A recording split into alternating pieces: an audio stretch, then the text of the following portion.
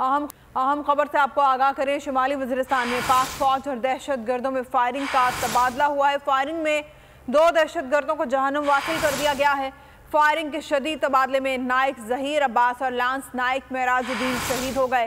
पाकिस्तान की मुसल्लह अफ़वाज दहशत गर्दी की लानत को ख़त्म करने के लिए पुरअज़्म है, कहना है ISPR का। आपको अहम खबर से आगाह करे हैं। आपको बताएं कि फायरिंग के तबादले में 2 जवान भी शहीद हुए हैं। शुमाली वज़ीरिस्तान के ज़िला में पाक फौज और दहशत गर्दों में फायरिंग का तबादला हुआ है। 2 दहशत गर्दों को जहन्नुम वासिल कर दिया गया है। फायरिंग के शदीद तबादले के दौरान दहशत गर्दों को नुकसान भी पहुंचाया गया है। आपको बताएं कि फायरिंग के तबादले में 2 जवान भी शहीद हुए हैं। शुमाली वज़ीरिस्तान ज़िला में पाक फौज और दहशत गर्दों में फायरिंग हुई है और 2 दहशत गर्दों को जहन्नुम वासिल कर दिया गया है। फायरिंग के शदीद तबादले में नाइक ज़हीर अब्बास और मेराजुद्दीन शहीद हो गए हैं। पाकिस्तान की मुसल्लह अफ़वाज दहशत गर्दी की लानत को ख़त्म करने के लिए पुरअज़्म है। ISPR का कहना है कि हमारे बहादुर सिपाहियों की ऐसी कुर्बानियाँ हमारे अज़्म को मज़ीद मजबूत करती हैं।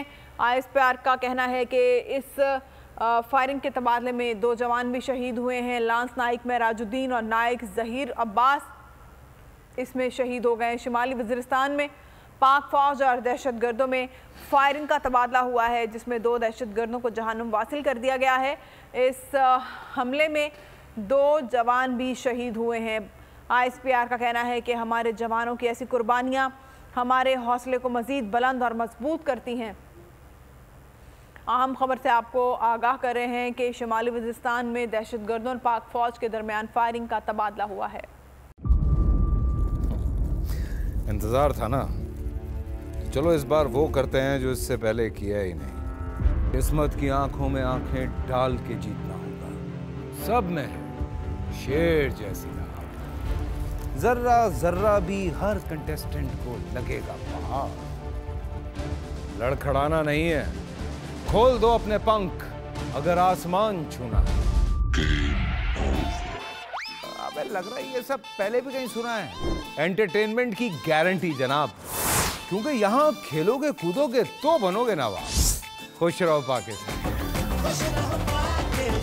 खुश रहो पाकिस्तान, बुध और जुमेरात शाम 7 बजे सिर्फ बोल एंटरटेनमेंट पर। सब्सक्राइब करें और बेल दबाएं ताकि कोई खबर रह न जाए।